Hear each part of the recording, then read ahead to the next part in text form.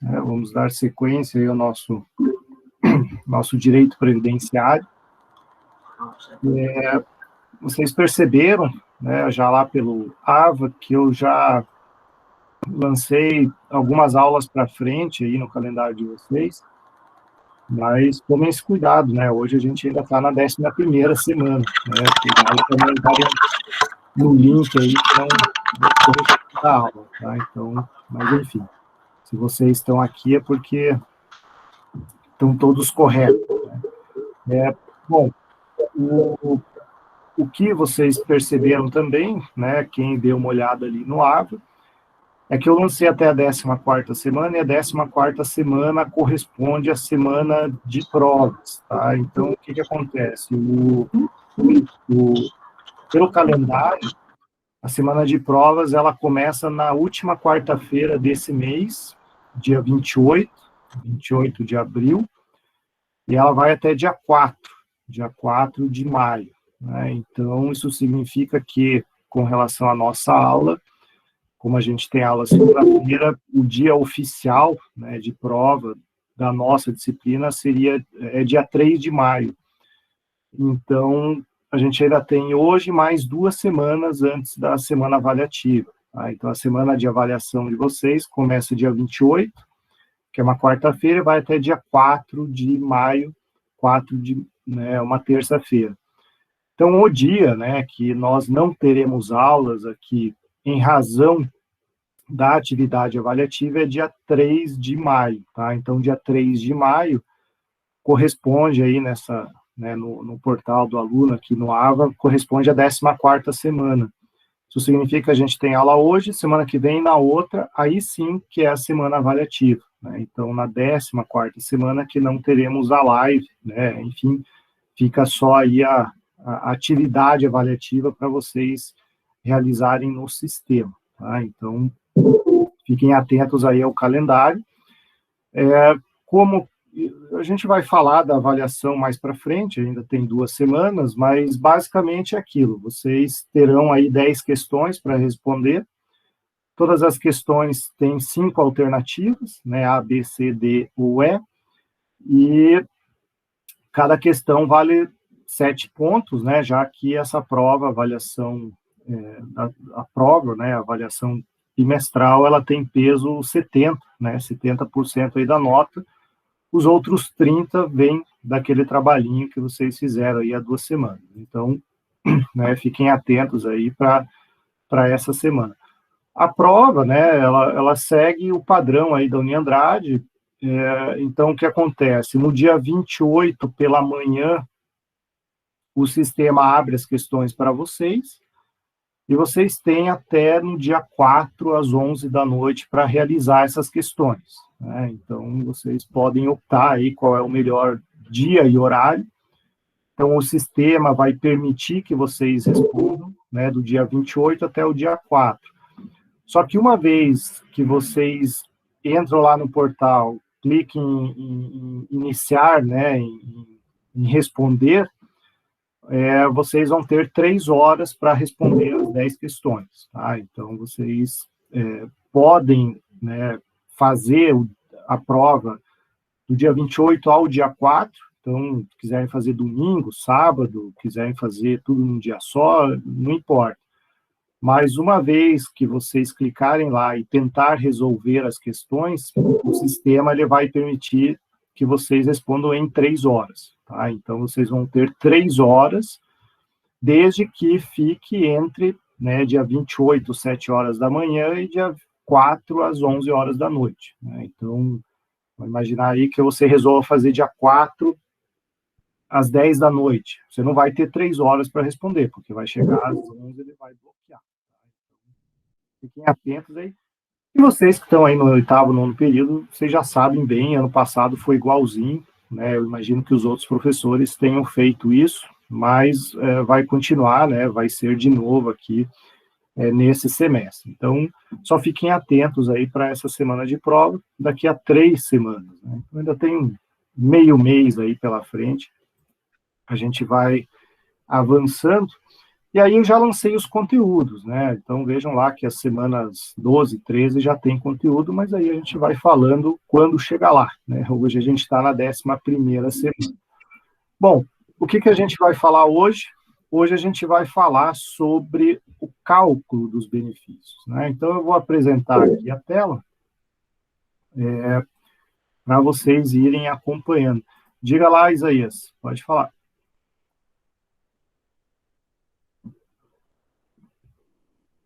Está me ouvindo, professor? Agora sim, pode falar. Tudo bem? Tudo. Professor, só peço licença para você para expressar a alegria de ver a Didi aí, firme e forte, dizer para ela que é um grande orgulho de ter ela na classe, e eu falo isso por todos o pessoal do 8º período que eu represento e também os outros amigos da sala que têm um carinho muito grande por ela. Obrigado, professor. De nada. Isso aí, Adilaurina. Seja bem-vinda aí. A gente ficou sabendo aí da sua batalha e que bom, né? Que bom que não é fácil, não é simples, né? Sempre tem aí algo que a gente vá, né, lembrar, se lamentar, tudo, mas a vida continua, né? Então, que bom. É bem lembrado aí pelo Isaías, né? A de Laurinda sempre, né, um exemplo para nós aí, né? Um exemplo para nós de perseverança e tudo mais. E, Laurinda, você está sem o áudio, tá? Eu vi que acho que você falou alguma coisinha. Só habilita ali.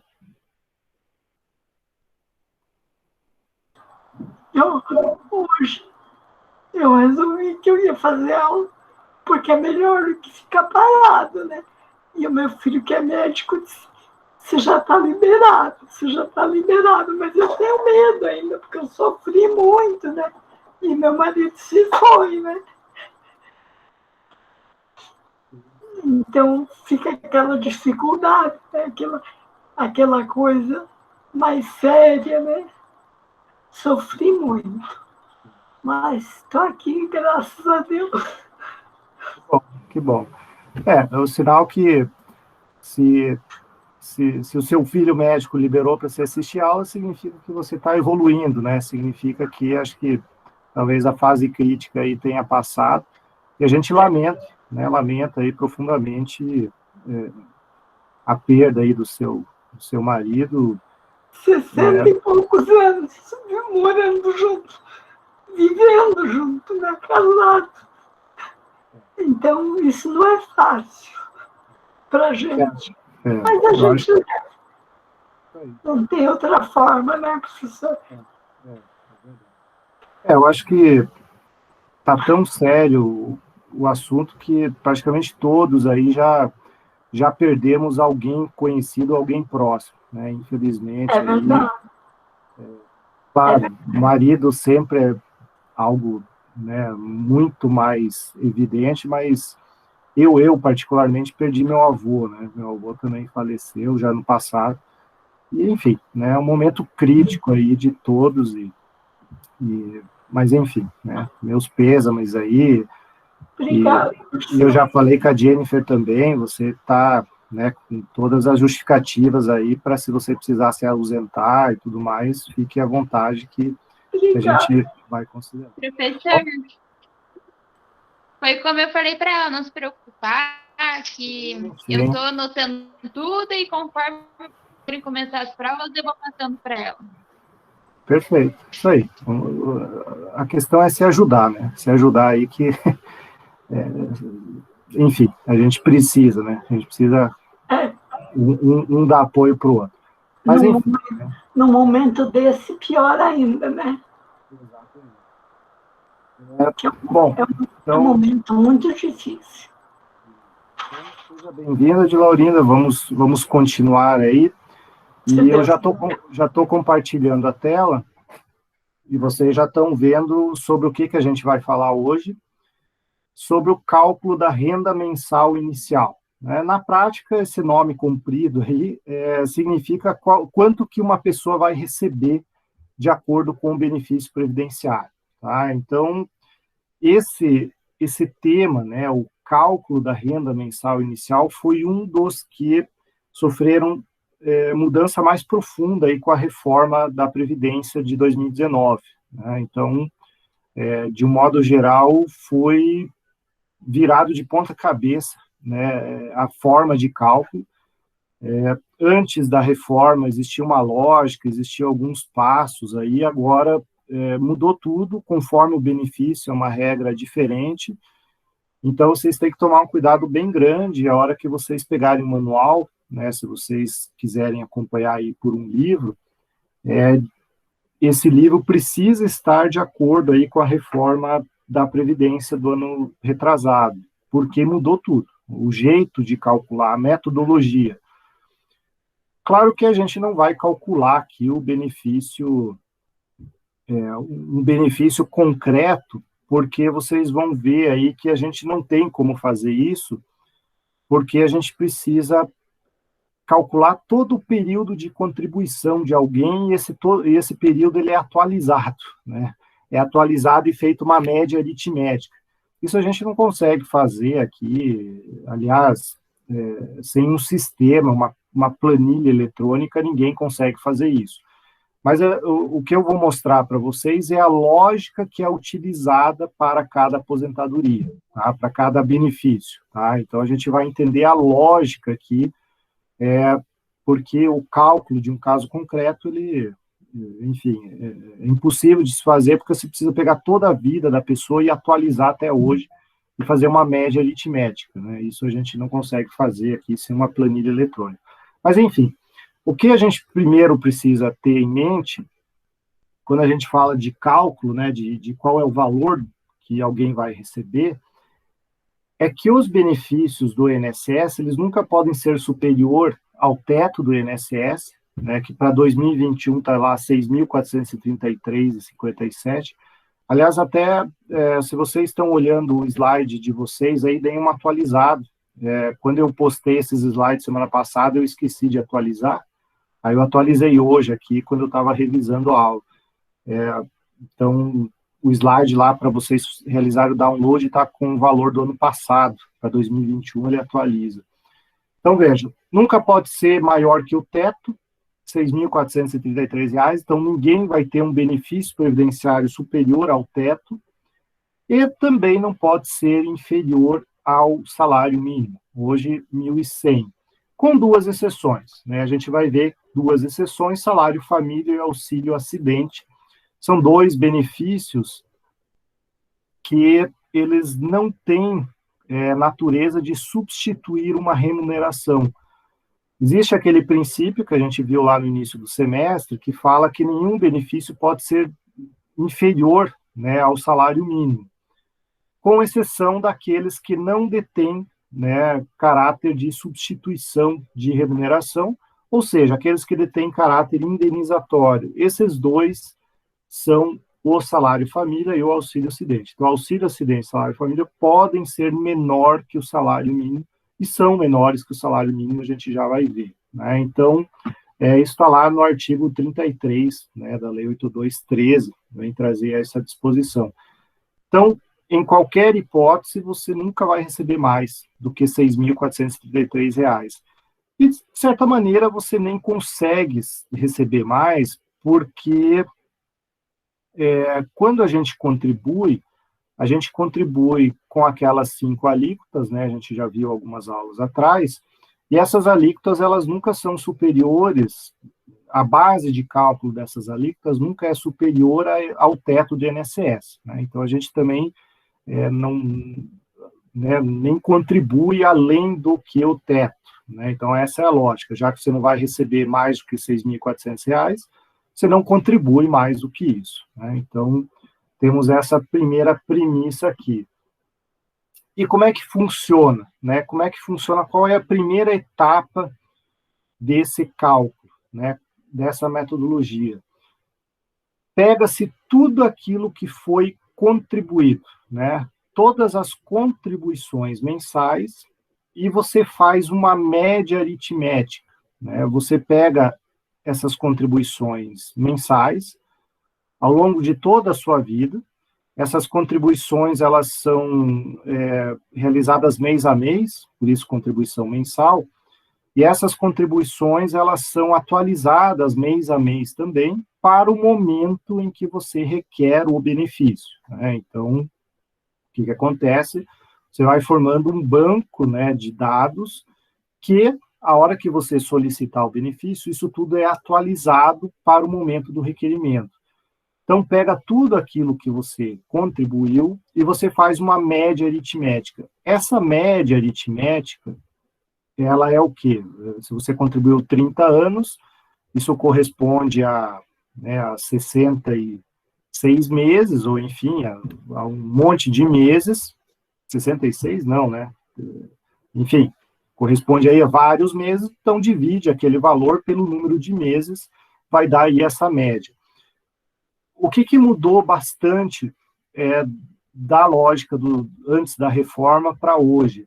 Antes da reforma da Previdência, na hora de se fazer o cálculo, você pegava e desprezava os 20% pior, né? Então, você tinha lá uma vida de 30 anos de contribuições. Só que durante um período, né, você teve um salário mais baixo, você teve aí, né, alguma queda de rendimento que resultou numa redução das contribuições. Os 20% pior eram descartados. Então, era uma coisa boa, porque geralmente, vamos pegar aí a vida do advogado, né? Vamos imaginar que o início de carreira, sempre você costuma ganhar menos do que quando você está no auge, ou mais para o final da carreira. É uma lógica natural, você adquire conhecimento, experiência, no começo você ganha menos. Então, era comum no início, antes da reforma, e isso era permitido, que você descartasse esses 20% pior do seu histórico, né? Então, os 20% pior simplesmente eram excluídos. Então, se fazia a média aritmética do 80% melhor, né, dos 80% das contribuições mais altas. A reforma da Previdência acabou com isso, né, vai calcular sobre todo o período, então isso significa que, né, ficou um pouco mais rigoroso.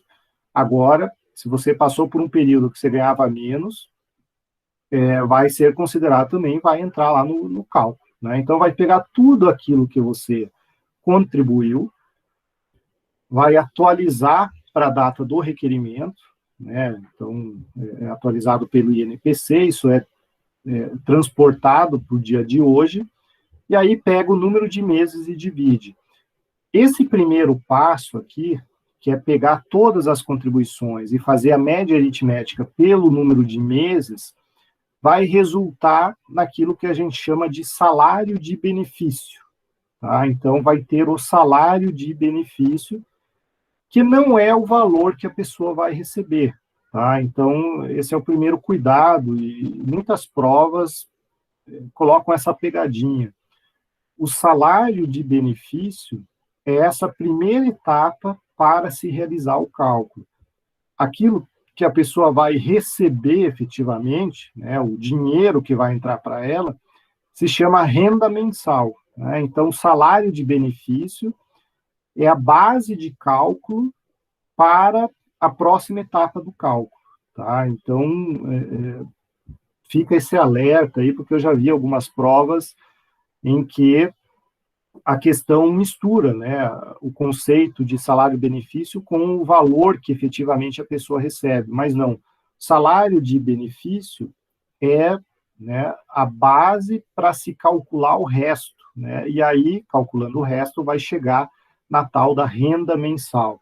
Então, hoje é feito assim, né, pega aqui 100% do salário de contribuição, então a gente está falando sempre de salário mensal, né? Todo mês existe a contribuição, então todo mês corresponde a uma parcela, né? Então, quando se faz a média aritmética, você pega o número de meses de contribuição que você fez. Isso aqui você chega ao salário de benefício, né? É a base do salário de benefício.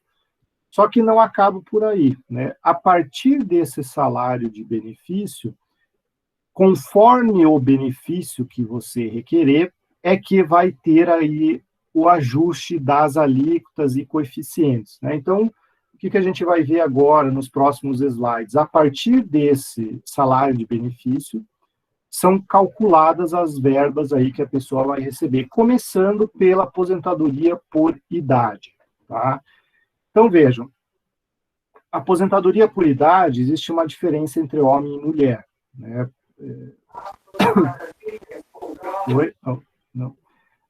Então, vejam, homem e mulher se aposentam por idades diferentes, né? Então, homem e mulher têm um tratamento previdenciário diferente, e isso se reflete aqui no cálculo da aposentadoria por idade. Então, esse primeiro slide aqui, né, ele traz como é a lógica do valor da aposentadoria por idade. Como é que isso funciona, né? Então, vejam, a gente fez o salário de benefício, pegou tudo aquilo que contribuiu, né, somou, atualizou, somou tudo e fez a média aritmética. Salário de benefício, ok. O salário de benefício, que é aquilo que a gente viu no slide anterior, vai ser simplesmente reduzido em 40%. Né? Então, pega aqui para a aposentadoria por idade, você pega 60% daquele valor. Né? Então, vamos imaginar lá que o salário de benefício tenha dado R$2.000, você pega 60% daquilo. Né? 60% daquilo deve dar lá uns R$1.200, mais ou menos. Então, você pega 60% do teu salário de benefício. E aí, conforme o tempo de contribuição, você vai aumentando aqui o percentual do salário de benefício. Né? Então, veja, se você se aposentar, homens aqui, com 65 anos de idade, mas só 20 anos de salário de contribuição, vai reduzir em 40% o valor que a pessoa vai receber. Né? Por quê? Aí segue essa escala aqui. Já no último lugar, ou melhor, para você conseguir se aposentar com 100% do salário de benefício, você precisa contribuir 40 anos. Né? 40 anos, ou seja, o dobro do requisito mínimo aqui de 20 anos. Né? Então, vejam que a cada ano adicional que você contribuir, começando dos 20, você vai ganhando 2% do teu salário de benefício. Né? Então, isso significa o quê? Que hoje, para você se aposentar com o valor cheio, vamos dizer assim, da aposentadoria por idade, você precisa, além de completar 65 anos, senão você não se aposenta, né? 65 anos é requisito, você precisa contribuir pelo menos 40 anos, né? Pelo menos 40 anos. Se você se aposentar com menos tempo de contribuição, o teu salário de benefício vai reduzindo, podendo reduzir até 40% aqui. Então, vejam como essa lógica aqui estimula as pessoas a continuarem contribuindo. Né? E aí a gente vai para uma questão aí de possibilidade. Né? Para uma pessoa contribuir 40 anos, vamos supor aí que uma pessoa comece a trabalhar em média com 20 anos, né? Para dar os 40 anos aqui é 60 anos. Então, não é tão fora aí da lógica. O que se quer prestigiar ou se quer evitar é aquela pessoa que, né, pensa assim, bom, eu só posso me aposentar com 65 anos de idade. Então, eu vou começar a trabalhar com 45, né? Porque com 45, eu, né, cumpro aqui o tempo mínimo de contribuição, eu vou lá e me aposento com 65. Só que aí ele vai ter uma perda de 40% do valor. Né? Então, é essa lógica que a reforma da Previdência trouxe. Antes não existia isso daqui. Né? Antes não existia isso daqui. Era um valor cheio lá, só que era calculado se você cumprir requisitos. Então, isso é para o homem, começando em 20, e para a mulher tem uma redução de 5 anos. Né? Então, vejam, a mulher, para ela se aposentar com 100% do salário de benefício, aí o que é o salário de benefício é aquilo que a gente viu no slide anterior. Né? Para ela se aposentar com aquele valor cheio, ela precisa contribuir 35 anos aí de contribuições previdenciárias. Além, claro, né, do requisito idade, né, no caso mulher, 62 anos, mas é o que a gente vai ver mais para frente, né, os requisitos e tudo mais. Aqui a gente está focando no cálculo, né? Então, na aposentadoria por idade, para uma pessoa ter um valor bom de aposentadoria, ela tem que contribuir homem 40 anos e mulher 35. Quanto antes se aposentar, maior vai ser a redução do seu valor, né, podendo chegar até 40% aí menor do que aquela média apurada com o salário de benefício, né? Então, essa é a primeira lógica, é a primeira forma aí de verificar o valor de uma aposentadoria por idade, né? Então, aqui a gente está falando de aposentadoria por idade, que tem essa escala aí de contribuições, né? Primeiro benefício aí que a gente considera. Outros benefícios, né? Outras situações. Aposentadoria por incapacidade permanente. O que é isso? É a pessoa que fica definitivamente incapacitada para o trabalho, e aí pode ser um acidente, pode ser uma doença, enfim, alguma situação em que ela não consegue mais exercer a sua atividade de forma habitual, né? Ela está impedida aí de trabalhar de uma forma permanente, né? Então, se é temporário, a pessoa vai para o auxílio-doença. Quando é permanente, ela vai para a aposentadoria, e aí, por incapacidade permanente, que é a famosa aposentadoria por invalidez, né? É o nome que todo mundo usa, mas na lei, né, o nome correto é incapacidade permanente.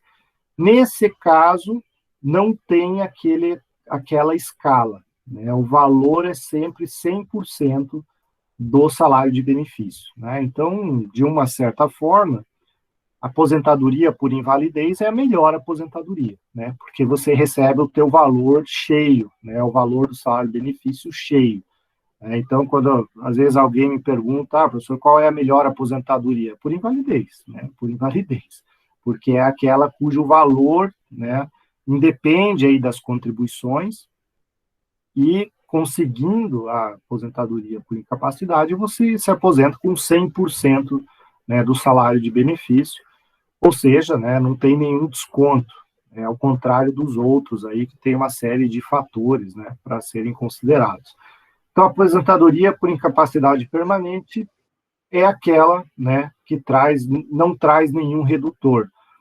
Só que aí entra outro lado, né?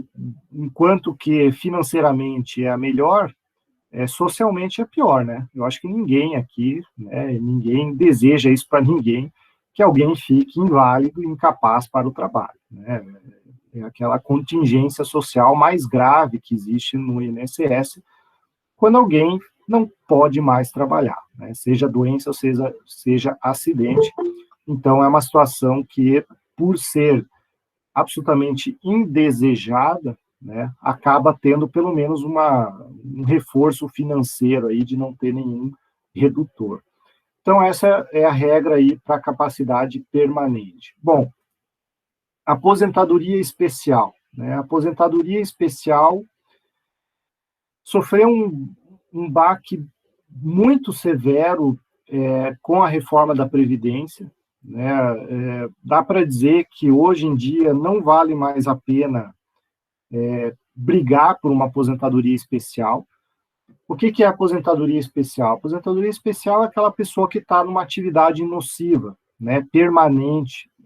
Então, é aquela pessoa, por exemplo, que eu coloco aqui, né, em minas subterrâneas, a pessoa que trabalha com agentes químicos, os profissionais de saúde que trabalham com agentes biológicos que podem, né, causar risco aí à saúde deles, enfim, esse tipo de profissional que faz jus à aposentadoria especial, que não tem nada a ver com o segurado especial. O segurado especial faz jus à aposentadoria rural, né? Então, veja, a aposentadoria especial, ela tem, talvez, o único benefício que, né, homens e mulheres partem de 15 anos. Né? Na aposentadoria por idade, o homem parte de 20 anos. Então, né, teoricamente, o homem ganha 5 anos, né, mais cedo, Só que o cálculo dele, veja, é um acréscimo de 2% ao ano de atividade especial acima dos 15 anos padrão, né? Então, eles têm um tempo de carência de 15 anos, e aí a cada ano eles ganham 2%, que é mais ou menos essa escala aqui, né? Só que eles partem aqui de 15 anos, né? Então, 15 e aí vai subindo, vai subindo. Então, vejam, na prática, eles foram equiparados, talvez, né, à aposentadoria por idade. Não mudou muito, né? Não muda muito a aposentadoria especial da aposentadoria por idade. O que muda é que existe uma tabelinha, né, que diz lá quando eles podem se aposentar mais cedo ou mais tarde, e aí a aposentadoria mínima aqui, que é de 15 anos, aí eles vão somando 2% aqui para acumular valores até chegar ao limite de 100%. Né? Então, a aposentadoria especial ela foi equiparada, talvez, né, à lógica da aposentadoria por idade, mas ao se fazer isso, perdeu muito, né, os benefícios que tinham antes. Antes não tinha desconto nenhum, se aposentava integralmente, logo que terminava a atividade, enfim. Quando a gente falar da aposentadoria especial, aí vocês vão ver os requisitos certinho, aí vocês vão conseguir compreender melhor, mas é a mesma lógica da aposentadoria por idade, mas partindo, né, na situação mais extrema, que é minas subterrâneas, de 15 anos. Bom, a aposentadoria rural não mudou, é um salário mínimo, né, é um salário mínimo. O detalhe do aposentado rural é que ele não contribui mensalmente, né, então, como é que o segurado especial contribui? Contribui lá com 2% daquilo que ele vende, da safra, né, aquilo que a gente já falou, ele contribui quando vende e se vende, né, então ele pode vender uma vez por ano, a cada meio ano, a cada 3 meses, mas ele não vende mensalmente, né, a safra não é mensal. Então, não tem como se aplicar a lógica do salário de benefício para ele, né? Vai fazer média aritmética do quê, né? Se quem planta soja é uma safra, quem planta milho é outra, quem planta feijão é outro. Não tem como você dizer, né, para essa categoria, para fazer uma média do histórico deles. Não dá, né? Então, o que se faz? Paga-se um salário mínimo, né? Então, a aposentadoria rural hoje é de um salário mínimo, porque não tem como se fazer aí essa média de contribuições, né? O salário de contribuição deles a média, né? Não é factível você querer aplicar aí uma média como é do trabalhador urbano. Então, a aposentadoria rural é um salário mínimo, né? R$ 1.100 aí para as pessoas hoje. Então, aposentadoria rural. Outro benefício, pensão por morte, né? A pensão por morte é outra que teve aí uma mudança bem significativa. Isso aqui não existia antes, né? Não existia antes. Como que isso é feito, né? Primeiro, pensão por morte é pago para dependente, né? A gente já falou dos dependentes, mas você calcula a média e faz o cálculo em cima de quem? Daquele que faleceu, do de cujos, né? Do segurado que veio a falecer. Em razão do falecimento do segurado, é que é realizado o cálculo para os dependentes, né? Então, o que importa é a vida, né? O histórico de contribuição do segurado que veio a falecer. Então, o que é feito, né? Basicamente, pega tudo aquilo que foi contribuído no período e faz uma média, né? Faz uma média. Claro que aqui a gente não está falando em quantidade de anos, né? Porque a gente inclusive falou na aula passada, não existe carência, né? Então a pessoa pode contribuir uma semana, pode contribuir 10 anos, pode contribuir 20 anos e vir a falecer. Então não existe, né, um valor mínimo de contribuições. Com exceção, e aí a gente vai ver as regras, até 2 anos, né? Até 2 anos de casado, enfim. Quando a gente fala de pensão por morte, também vocês vão ver que existem algumas peculiaridades aí, mas em razão, e aqui no cálculo, né? Aqui aquilo que é a aula de hoje, vamos arredondar aí, né, vamos generalizar, dizendo que não existe aí a questão de tempo de contribuição. Né? Então, o que é feito? Pega tudo aquilo que foi contribuído, atualiza e faz uma média aritmética.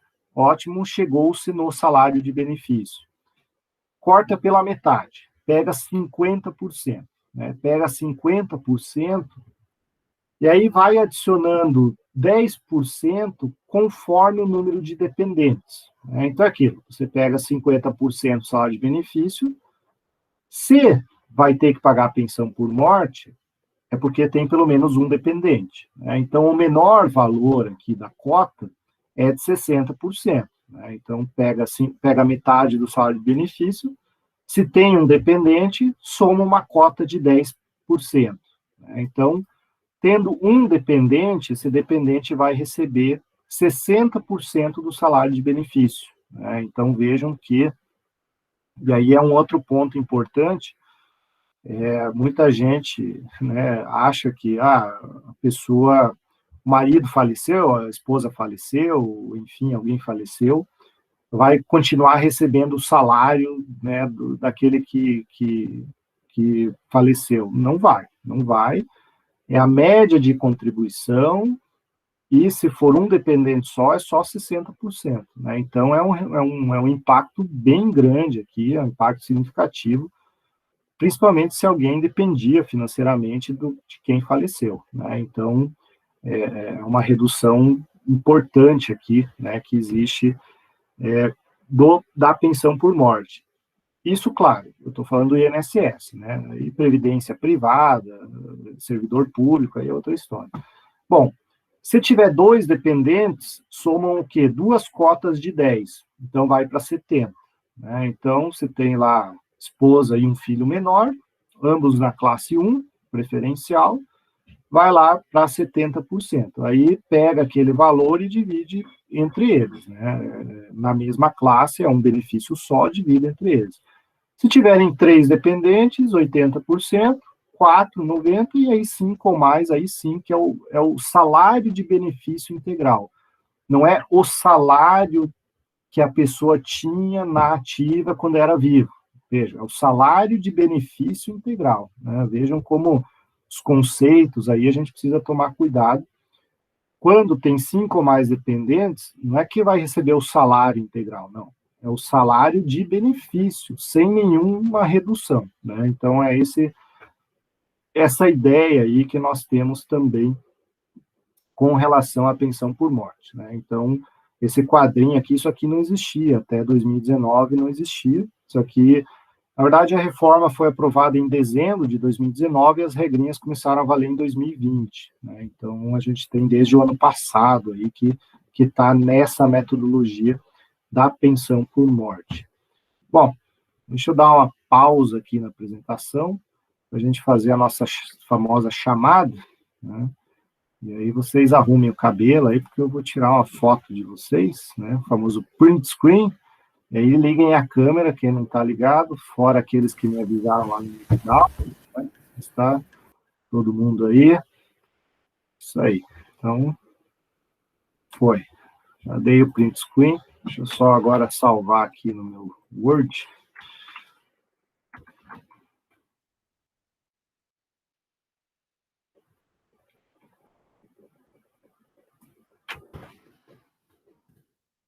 Vocês não estão vendo nada que estou fazendo, mas eu estou dando print screen, copiando e colando. Bom, beleza. Está salvo aí. Vamos fechar aqui. Vamos voltar. Alguém tem alguma dúvida até agora? Tudo certo? Tudo bem? Então, vamos seguir aqui. Deixa eu apresentar de novo a tela. E aí a gente dá sequência. Bom, a gente viu a pensão por morte. Vamos avançar aqui. Próximo slide, auxílio reclusão. Né? Auxílio reclusão também teve uma mudança importante. Antes da reforma da Previdência, o auxílio reclusão tinha a mesma lógica da pensão por morte, né? Então, como é que você fazia para calcular o auxílio reclusão? Você ia nas regrinhas da pensão por morte.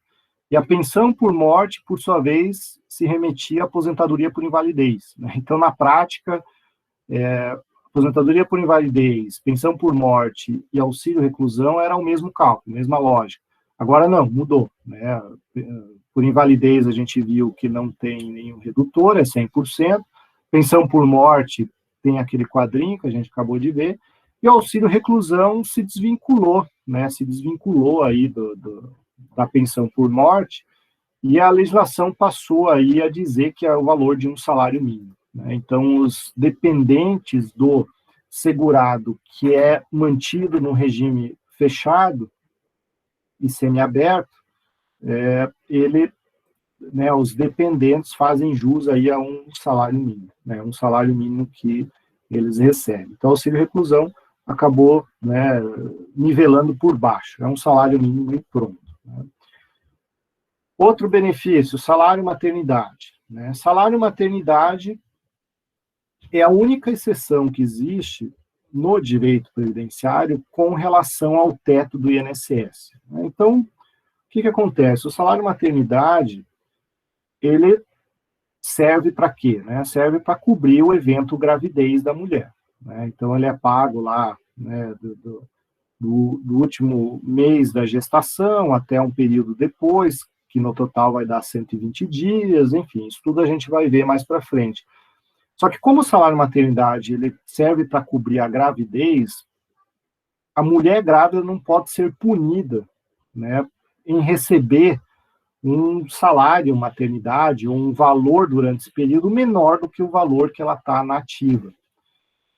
Isso para quê, né? Porque se uma mulher que trabalha simplesmente ter um valor reduzido durante a gravidez dela, muitas mulheres talvez deixarão de engravidar por conta e por problemas financeiros, né? Então, o que a Constituição tem? E ela protege, a Constituição, o direito brasileiro incentiva, né, a gestação, incentiva a maternidade.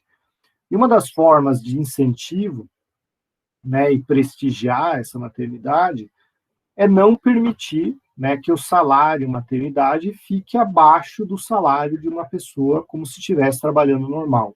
Então, o que acontece, né, no salário maternidade? O salário maternidade equivale ao valor aí da ativa, né, da pessoa trabalhando, da mulher que está trabalhando na ativa, o salário maternidade equivale a esse valor.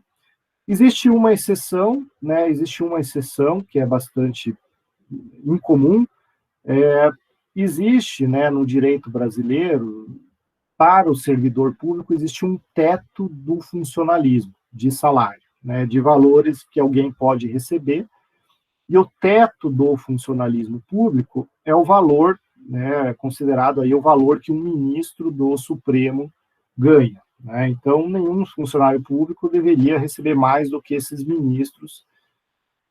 E, na prática, é 42 mil reais por mês, né? Então, existe aí um entendimento jurisprudencial que uma mulher da ativa que venha ganhar mais do que 42 mil reais por mês, aí sim ela teria essa limitação em razão do teto do funcionalismo, né? Mas né, é pouco comum alguém ganhar mais de 42 mil reais, mas se alguém ganha, né, existe essa discussão. Então, o que acontece? Né? O valor do salário maternidade para a mulher que é empregada é igual ao salário do mês anterior, né? Então, basicamente, é o valor do salário aí da pessoa, né, o valor que ela teve no mês anterior. Só que pode acontecer, e é muito comum, de pessoas ganharem comissão, né, pessoas ganharem valores por fora, enfim, o famoso variável aí do mês a mês. Quando ela tem um variável, é pego a média dos últimos 6 meses, tá? Então, não se pega do mês imediatamente anterior, não. Pega dos últimos 6 meses, faz uma média aí, é o valor do salário maternidade, né? O valor do salário maternidade.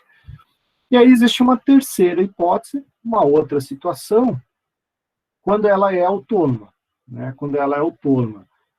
qual é o problema, né, do autônomo? O autônomo, ele contribui aí, né, um valor, né, que é 20% sobre uma remuneração, mas ela varia, enfim. Aí como é que é feito o cálculo, né? Calculado diferente do caso dos empregados, né? Então o valor do salário de maternidade será um 12avos da soma dos 12 últimos salários de contribuição, né? Então pega os 12 últimos meses e faz aí, divide por 12, né? Aí vai ver aí quanto que vai dar a cota. Então nós temos essas 3 regrinhas diferentes para as mulheres, né? Mulher nativa, valor cheio, se tem variável, 6 últimos salários, e se é individual, aí um 12avos dos 12 últimos salários, né? Então, nós temos essas 3 situações para o salário maternidade. O que acontece, e muita gente nem percebe isso daí, e, aliás, tem muitas mulheres que nem sabem que isso é um benefício previdenciário, porque quando a mulher é empregada, quem paga o salário maternidade, quem deposita na conta da mulher, é a própria empresa, né? E aí a empresa, ela faz a compensação tributária desse valor com as contribuições que a empresa realiza. Então tem muita mulher que nem sabe que isso aqui é um dinheiro que vem do INSS, né? Que é um dinheiro de benefício previdenciário. A única coisa que a mulher sabe, né, a mulher, ou as pessoas em geral, é que quando elas ficam grávidas, elas têm estabilidade, têm licença de 4 meses, né? 4 meses aí. Só que essa licença, o afastamento do trabalho e a estabilidade não são benefícios previdenciários, são benefícios da legislação trabalhista, né? A gente vai ver isso para frente. O direito previdenciário não assegura estabilidade alguma, né? Isso aí é uma questão de direito trabalhista da pessoa, da gestante, no caso, né? Então, muita gente acha que uma coisa é outra, não. A gente está falando aqui de salário e maternidade, o valor que ela vai receber. Estabilidade, o afastamento dela do trabalho, isso são benefícios não previdenciários, né? Então, a gente vai ver isso também quando a gente estudar cada um dos benefícios. Bom, avançando aqui, o auxílio-doença. O auxílio-doença, veja só que ele pega como referência 91% do salário de benefício.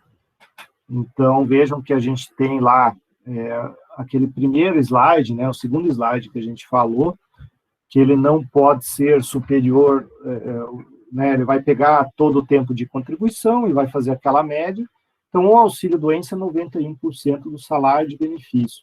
Isso aqui é um outro problema, né, que muita gente não sabe, né? Vejam, se você pega um atestado médico, você fica mais de 15 dias afastado, a partir do 15º dia, você não recebe mais o salário da empresa, você vai receber um valor do INSS, que também, se você é empregado, é pago pela empresa, mas, né, vai ter uma redução, vejam só, vai ter uma redução, primeiro que não é mais o teu salário na ativa, é sim um salário, uma base sobre o salário de benefício, né, conforme tua contribuição, e ele vai ter um corte aí de 9%, né, já sai reduzido.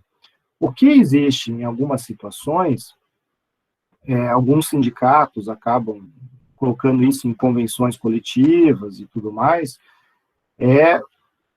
acordos, né, aí da convenção, lá do direito do trabalho, que a empresa complementa esse valor para equiparar ao valor do salário da ativa, né? Então, algumas categorias têm esse benefício, mas, em regra, né, pela legislação previdenciária, você recebe 91% aí de salário de benefício.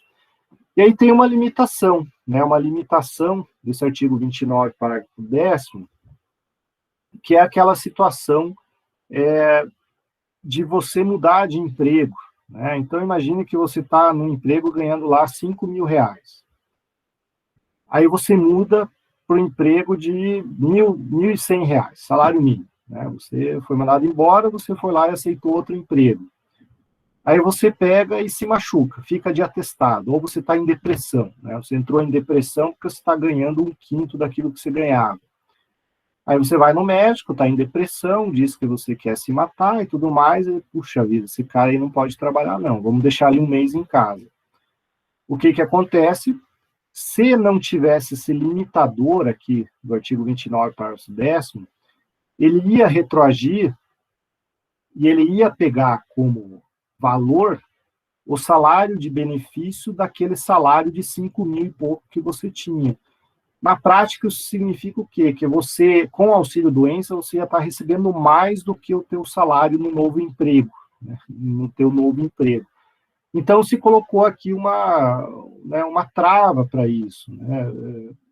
Veja que o auxílio-doença não poderá exceder a média dos últimos 12 salários de contribuição, né? Não se alcançando a média aritmética dos salários de contribuição existentes. Então, isso aqui é para pegar o período mais recente, né? Pegar o período mais recente aí, para não se buscar lá no passado um salário tão alto que, se você entrar com auxílio-doença hoje, você recebe mais do que trabalhando, né? Então, é uma forma de não incentivar a pessoa a ficar em casa, né, doente, para ela se recuperar rápido, se tratar rápido, para ela poder voltar a trabalhar, né? Então, nós temos essa trava, né, do artigo 29, parágrafo 10º aqui, para que a pessoa não receba, na teoria, um auxílio-doença maior do que o salário na ativa.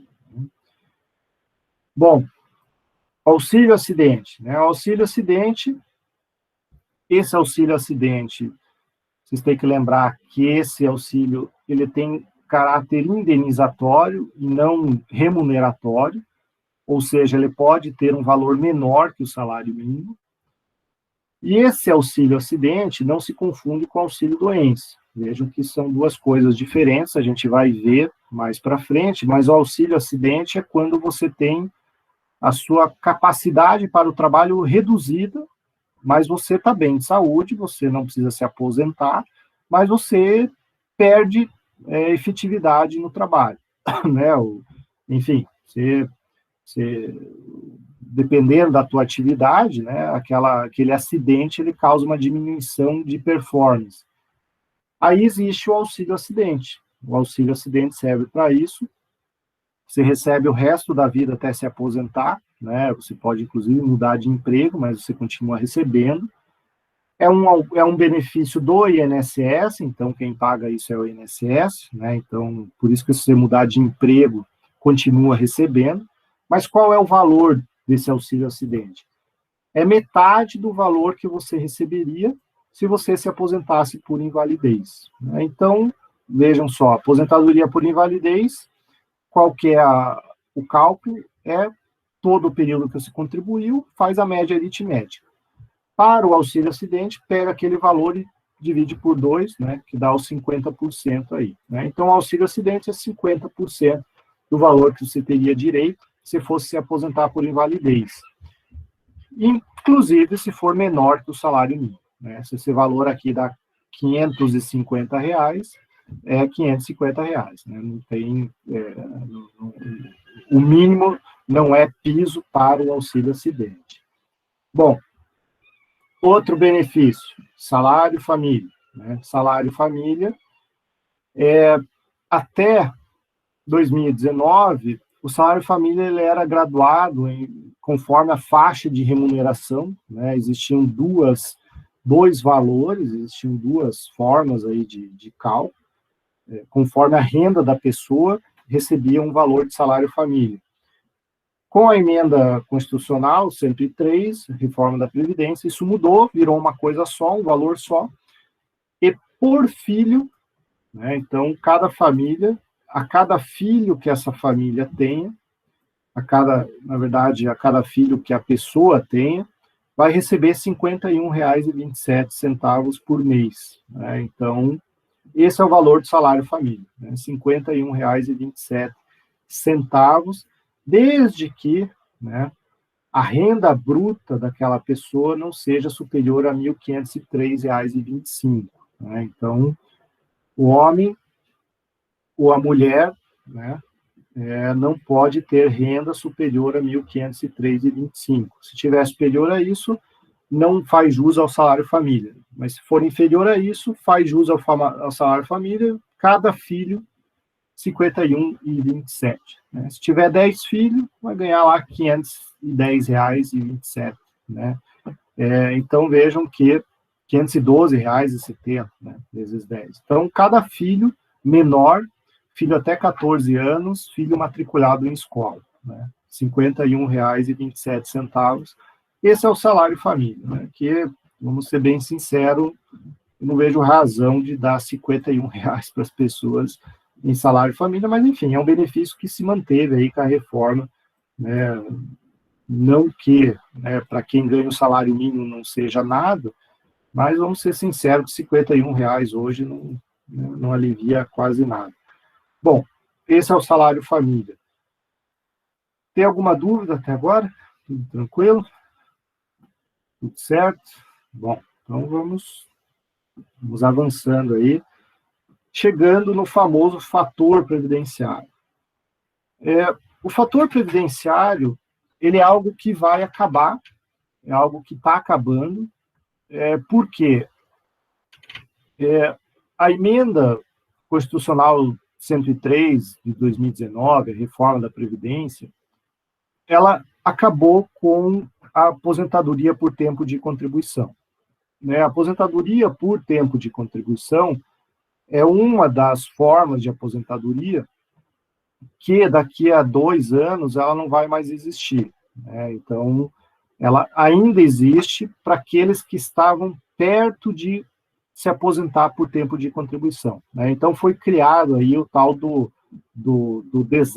pedágio. Então, elas trabalham um pouquinho a mais, mas ainda fazem jus ao tempo de contribuição. Então, quando a gente falar das aposentadorias em espécie, a gente vai comentar aí sobre esse pedágio, né, que é um período um pouco a mais do que era na lei anterior, mas ela ainda consegue se aposentar.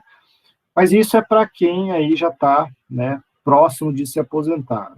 Para a maioria, né, principalmente nós aí, a gente não vai ter mais direito a essa aposentadoria por tempo de contribuição. Mas, enfim, em 99, 98, houve uma outra reforma da Previdência, lá em 1998, e aquela reforma da Previdência criou a aposentadoria por tempo de contribuição. Antes era só aposentadoria por tempo de serviço. Ela foi alterada para tempo de contribuição. E na aposentadoria, na reforma lá de 1998, não havia a previsão de uma idade mínima para se aposentar. Então, o que acontecia? Você completava o tempo de contribuição, você se aposentava. Não tinha idade mínima. Então, foi aí um período, né, até ano passado, que gente com 48 anos, 50 anos, um monte de gente se aposentava porque tinha direito pela aposentadoria por tempo de contribuição. O que acontece? A aposentadoria por tempo de contribuição não tinha idade mínima. Só que, para evitar o prejuízo financeiro dessa aposentadoria por tempo de contribuição, foi criado em 1999 o tal do fator previdenciário. Então, o fator previdenciário, ele é a última etapa dentro dos cálculos aí de aposentadoria por tempo de contribuição, que na prática ele faz o quê? Quanto mais nova a pessoa e quanto menos tempo ela contribuiu, maior vai ser aí a redução do valor dessa pessoa. Então, vejam, já que não tinha idade mínima para se aposentar, então, pelo menos se criou uma fórmula matemática para que quem fosse se aposentar cedo tivesse um benefício bem reduzido. Então, o fator previdenciário, ele vigorou aí até ano retrasado, né, com bastante aplicação, e a partir de agora ele vai entrando em desuso, porque logo a aposentadoria por tempo de contribuição não vigora mais. Então, quando a gente fala de aposentadoria, a gente vê lá o pedágio, né, quem está apenas 2 anos para completar o mínimo de contribuição, poderá se aposentar, tal, mas tem que pagar pedágio, né, pelo tempo que resta, enfim, tem as regrinhas aqui, a gente vai ver mais para frente. Mas o que importa aqui do fator previdenciário é porque ele foi bastante polêmico na época, isso chegou no STF, o STF disse que pode sim, o equilíbrio atuarial e financeiro da Previdência precisa ser prestigiado, então ele é constitucional, é correto, e a matemática que se utiliza é essa fórmula aqui, né? Então, vejam que para vocês que adoram matemática, né? Todo mundo fez direito para fugir da matemática, então quando a gente vê essas fórmulas, a gente fica um pouquinho mais velho, mas enfim, inclusive vai ser uma ótima forma de cobrar na prova, né? Calcule o fator previdenciário. Não, brincadeira, isso aqui é só para vocês conhecerem a lógica, tá? Para vocês conhecerem a lógica, eu não cobro cálculo nenhum em prova, muito menos do fator previdenciário. Mas, enfim, qual é a lógica do fator previdenciário? É aquilo. Isso aqui, aqui está a lei que foi criada lá em 1999, Lei 9.876, e basicamente ele considera o quê? Né? Quanto mais nova e quanto menos contribuição, maior vai ser o percentual de redução, né, do salário, né, de benefício. Como que é essa fórmula? Vejam, o fator previdenciário consiste no quê? Tempo de contribuição multiplicado pela alíquota. Tá? Isso aqui é o típico de quem não entende matemática, né? Porque x é uma variável, não é um signo de multiplicação, mas enfim, isso aqui é a fórmula que está na lei. Inclusive, quem abrir a lei lá vai ter, isso aqui é lá da lei. Tempo de contribuição multiplicado pela alíquota, né? A alíquota corresponde aí à soma daquilo que a empresa contribui com aquilo que você contribui, né? Então, essa soma vai dar aí, via de regra, um numeral aí de 0,31, né? Ou 31%. Então, é o tempo de contribuição multiplicado pela alíquota divididos pela expectativa de vida, ou de sobrevida. Essa expectativa de vida é a que é fixada pelo IBGE, né? Anualmente, a cada período, eles atualizam, né? Hoje a expectativa de vida acho que é 82 anos, se eu não me engano. Então, vejam, quanto maior aqui, né, menor vai ser o resultado. Então, expectativa de vida pelo IBGE. Isso tudo aqui multiplicado, né? Aqui vem a idade da pessoa, mais o tempo de contribuição multiplicado pela alíquota, que é essa mesma daqui, o tempo de contribuição também, dividido por 100, enfim, tudo isso daqui vai dar um valor que quase sempre é menor do que 1, né? Quase sempre o fator previdenciário é menor que 1. Ou seja, ele vai dar lá 0,6, 0,7, 0,55. Aí o que se fazia, né? O que se faz nesse cálculo de tempo, aposentadoria por tempo de contribuição? Você pega o salário de benefício e multiplica pelo fator previdenciário. Toda vez que você multiplica por um valor que é menor do que 1, ele vai reduzir, né? Então, para quem não gosta de matemática, você multiplica por 0,8, na prática você está tendo 80%, né, do valor aí. Então, vejam, esse fator previdenciário quase sempre era um resultado, né? O resultado dessa equação aqui quase sempre é menor do que 1. Ou seja, o fator previdenciário sempre vinha para reduzir esse benefício, né? O valor do benefício da aposentadoria por tempo de contribuição, ainda que, pela fórmula, é possível, né, que esse valor fosse maior do que 1. Podia, inclusive, aumentar, mas eram situações aí pouquíssimos presentes, né? A grande maioria se aposentava antes, porque quando você chegava num fator maior do que 1, geralmente você já fazia jus à aposentadoria por idade, né? Então aí não fazia muito sentido a aposentadoria por tempo de contribuição, já que a aposentadoria por idade, né, sempre era mais vantajosa no período anterior, aí, antes da reforma. Mas enfim, isso aqui é o fator previdenciário. É importante aí para vocês conhecerem, isso daqui era um tema muito falado, muito discutido, e agora ele vai, né, nos próximos anos, ele vai deixar de existir, mas, né, fica o registro aí, porque ainda existe gente se aposentando por tempo de contribuição, porque é algo que, né, a legislação previu né, uma regra de transição, né, uma transição para aquele que estava quase se aposentando também não perder, né, todo aquele direito que ele já acumulou durante anos e anos. Isso aconteceu lá em 98, né, existia a aposentadoria por tempo de serviço, né, que depois de 98 não existiu mais, então tinha lá a aposentadoria proporcional, né, essa acabou, não existe mais, agora vem, né, com a nova reforma, novas regrinhas de transição, em específico aqui para aposentadoria por tempo de contribuição. Mas isso a gente vai ver quando a gente estudar as aposentadorias em espécie. Bom, pessoal, esse é o nosso último slide. Não sei se alguém tem alguma dúvida, alguma questão, está tudo certo, né? Então vejam, qual é a melhor aposentadoria? Por invalidez, né? Mas é aquela que acho que ninguém deseja. Então, já que por invalidez é algo que ninguém deseja, obviamente a aposentadoria por idade aí passou a ser o melhor benefício, desde que você comece a contribuir cedo, né? Desde que você comece a contribuir cedo, para que, né, o valor do salário de benefício, enfim, não seja tão reduzido, né? Então, essa é a lógica aí de cálculo para vocês.